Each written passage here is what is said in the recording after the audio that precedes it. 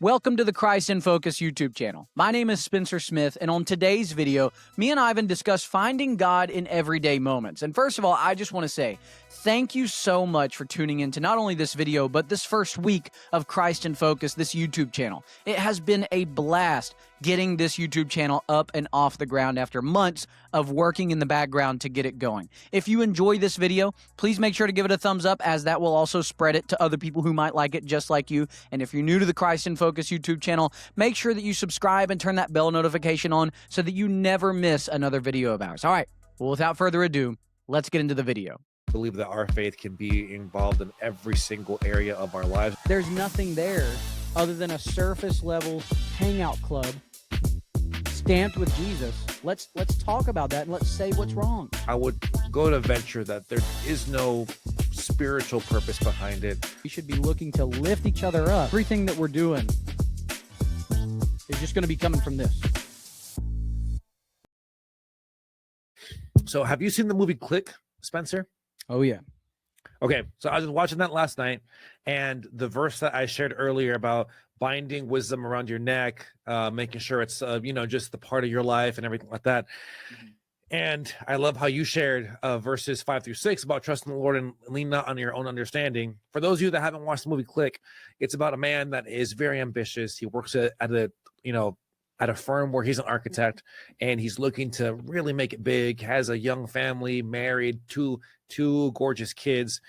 And the movie is this tension that he's battling, where he wants to be a family man, he's very ambitious. How do you squeeze all that in with the everyday hustle and bustle of life? And he leans on his own understanding by finding what is a universal remote that makes life easy for him, right? Yeah. And he's able to fast forward, mute, go slow motion. Very funny movie, right? Yeah.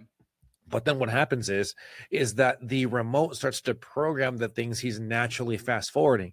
So what's he fast forwarding? He's fast forwarding the arguments he has with his wife. Who wouldn't want to at times fast forward those, right? Mm. He mutes or he speeds through those moments of tension in our lives. And without realizing, we think that, oh yeah, let's remove all that stuff because who wants to deal with all that? But then that's part of the design that the Lord already naturally planned for us. Those things are meant to shape us, right? Those things are meant to draw us closer to Him. Those things are meant to give us certain characteristics that we wouldn't otherwise get unless we went through those tension moments.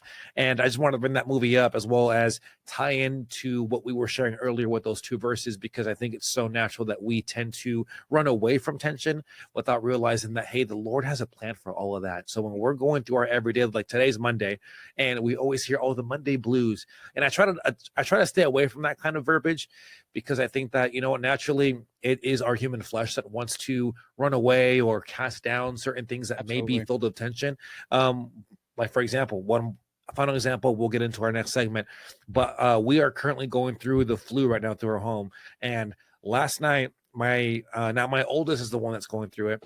And all I'm thinking is, darling, I have a podcast to record at 4 a.m. It is midnight. I have 4 hours of sleep left and you're still waking me up. But I'm thinking about, hey, like, I'm thinking big picture as far as that, but I got to remember the micro moments. So that way, we're not missing the things that are currently our blessings that we tend to overlook because of the things that may be inconveniencing what we think is important or is a priority. Yeah, absolutely. And two things I want to add to that before we move to this next segment. Number one, funniest part of that movie to me is when he pauses the part with his boss, starts smacking the crap out of his face. I think he farts in his face. I mean, He does a whole bunch of stuff, unmutes it or unpauses it, bro. That is a great part. But the end of it, where he's super old and he hates the fact that he fast forwarded through everything. One thing that was going through my mind when you were saying that was that kind of goes back to the relationship aspect that I was talking about a few moments ago, was that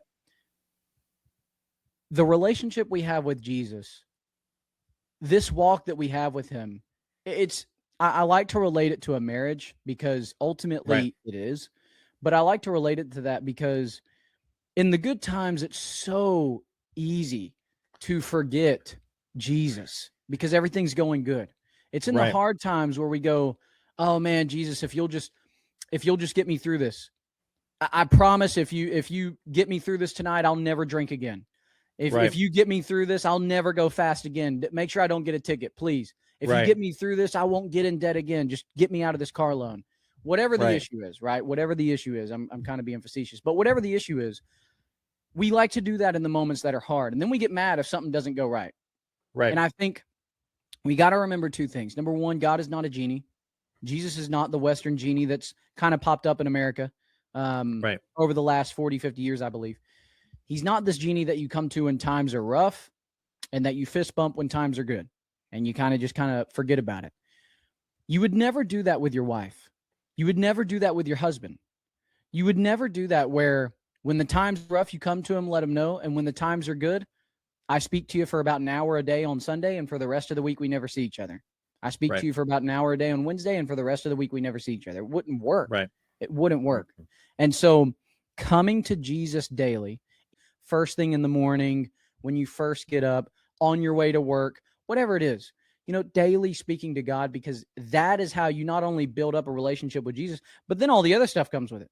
Ability of discernment, the ability to feel and hear the Holy Spirit. I mean, there's so many things that come with having a daily prayer and a daily reading routine, not in just the times that are tough, but also it's just every day, which is also going to incorporate the good times as well.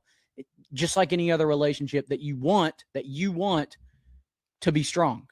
It ain't going to work if you're just doing it once a week. But that click reference was really, really good.